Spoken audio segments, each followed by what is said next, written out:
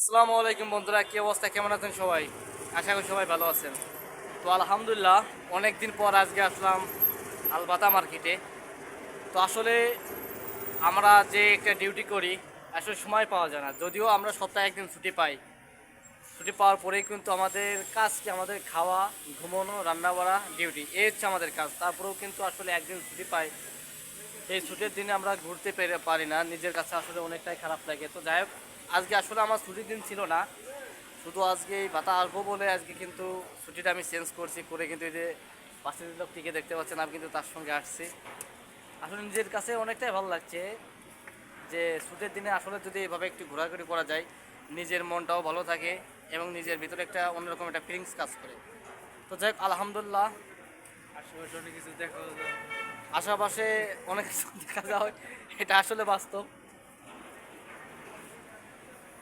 যাই হোক, কেমন লাগতো ভিডিওটা অবশ্যই আপনারা একটু কমেন্টের মাধ্যমে বলে যাবেন। ধন্যবাদ।